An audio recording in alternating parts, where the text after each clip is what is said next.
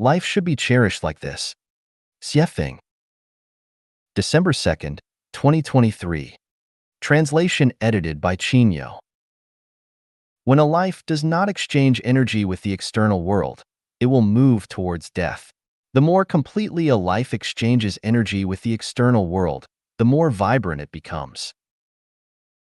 The more closed off a life is, the more lacking in vitality it becomes, and the more it tends towards rigidity and ultimately death. Conversely, the more open a life is, the more vibrant it becomes, and the closer it gets to longevity. The condition of life is similar to the state of a nation.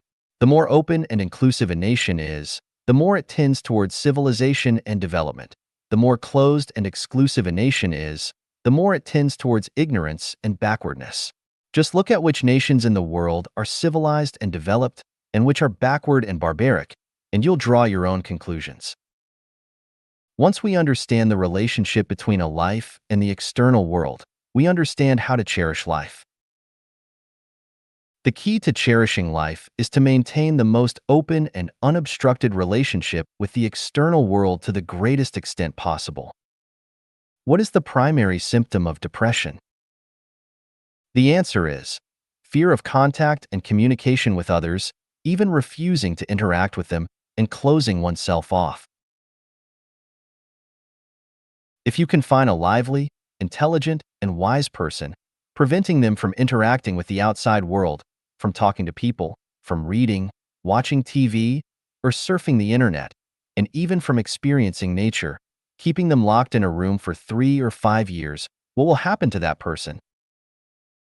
They will become fools, walking corpses, or even go insane and die. Therefore, for a person, as a life, the contact, communication, and interaction with the outside world directly affect the strength and longevity of life. So, I ask, why do some elderly farmers living in remote and backward villages have very limited contact with the outside world but still live healthy and long lives? Why do some white-collar workers living in big cities, who are exposed to almost unlimited external information every day, still feel depressed and have short lives? The answer lies in the level of stress in life. Low stress tends to lead to relatively good health and longevity, while high stress tends to lead to weakness and a short life. This is not directly related to the exchange of information with the outside world, but is a different topic from the theme of this article. From the perspective of the 3 laws of thermodynamics, energy is conserved, but it undergoes transformation. In the process of transformation, some energy is inevitably wasted and cannot be reused. This concept is called entropy. In this way, it can be observed that in an isolated system, the entropy value will increase, which means that the amount of energy wasted and no longer usable will increase. Eventually, the entire system will collapse without flow or exchange of energy, and as a life, it will also end its journey. Preventing the increase of entropy is the most effective way to cherish life.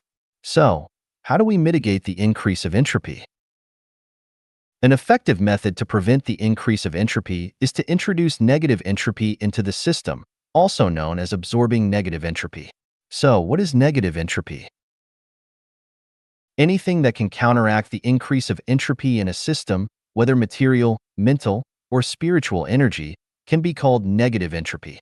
Let's illustrate with examples.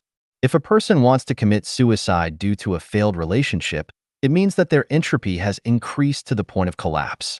At this point, saying anything comforting may not be very effective. The most effective solution is to provide negative entropy, which means introducing a more attractive person into their life for them to fall in love with again. In this way, the negative entropy counteracts the original increase in entropy, and their emotional world returns to its original state. Another example. If a person loses faith in life due to financial difficulties, any comforting words may not be very effective. However, giving them money directly can restore their confidence in life. If a puddle of water is not replenished with fresh water, it will soon become stagnant and foul. However, if fresh water is constantly added, allowing the stagnant portion of the water to flow away, the puddle will remain pure and not dry up for a long time.